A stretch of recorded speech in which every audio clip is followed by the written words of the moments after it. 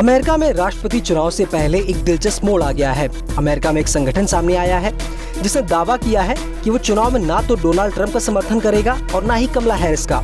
ये संगठन 120 साल से भी ज्यादा पुराना है। इसकी स्थापना साल 1903 में हुई थी।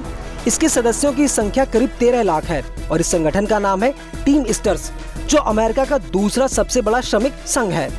आधिकारिक तौर पर इसे international brotherhood of team esters के नाम से जाना जाता है। अब सवाल ये है कि आखिर कौन है टीम ईस्टर्स, ये संगठन कैसे बना और इसका चुनाव से बहिष्कार करने से क्या असर पड़ेगा।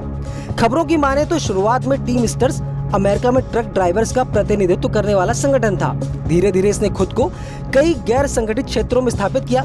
आंकड़ों के मुताबिक ये कृषि, कानून प्रवर्तक, स्वास्थ्य सेवा, विमानन समेत करीब 10% अमेरिकी संघ का प्रतिनिधित्व करने के साथ साथ उनके लिए बातचीत करने और जरूरत होने पर हड़ताल करने तक में शामिल होता है। राष्ट्रपति चुनाव को लेकर टीम ईस्टर्स ने फैसला किया है कि वह व्हाइट हाउस की रेस में शामिल कैंडिडेट्स में से किसी का भी समर्थन नहीं करेगा। संगठन के शीर्ष नेतृत्व ने बुधवार को इस बात का ऐलान किया है क्योंकि इसके सदस्यों के बीच कमला हैरिस और डोनाल्ड ट्रंप दोनों को लेकर ही बहुमत नहीं है। संगठन के अध्यक्ष सीन ओब्रायन ने इस फैसले को लेकर तर्क दिया है कि रिपब्लिकन और डेमोक्रेटिक दोनों ही उम्मीदवारों में से किसी ने भी श्रमिकों के समर्थन में कोई गंभीर प्रतिबद्धता नहीं जताई है। हालांकि संगठन की इस घोषणा के बाद कई स्थानीय शाखाएं कमला हैरिस को समर्थन दे रही हैं, खासकर नेवादा, विस्कॉन्सिन, मिशिगन और पेंसिल्वेनिया जैसे स्विंग स्टेट्स, जो राष्ट्रपति चुनाव में जीत के लिए काफी महत्वपूर्ण हैं। खास बात यह है कि संगठन ने साल 2000 में अल गोर के बाद से व्हाइट हाउस की रेस के लिए हर डेमोक्रेटिक कैंडिडेट का समर्थन किया है। इससे पहले संगठन ने रोनाल्ड रीगन और जॉर्ज H.W. बुश का समर्थन किया था।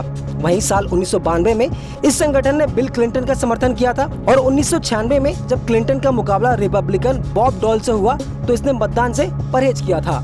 इन सब के बीच टीम ईस्टर्स की इस बगावत को कमला हैरिस के लिए बड़ा झटका माना जा रहा है, क्योंकि इससे ट्रंप मजदूर और श्रमिक वर्ग के समर्थन का दावा कर सकते हैं। पेंसिल्वेनिया स्टेट यूनिवर्सिटी के प्रोफेसर पॉल क्लार्क, जो कॉर्पोरेट श्रम संबंधों के एक्सपर्ट हैं, उनका कहना है टीम ईस्टर्स का ये फैसला कमला के प्रति उनकी निराशा को दिखाता है। हालांकि उनका मानना है कि यह उतना महत्वपूर्ण नहीं है। क्लार्क कहते हैं कि राष्ट्रीय स्तर पर समर्थन उम्मीदवारों के लिए अमूल्य हो सकता है, क्योंकि यह जमीनी स्तर पर सक्रियता लाता है और इतने कड़े मुकाबले में यकीनन अंतर पैदा कर सकता है।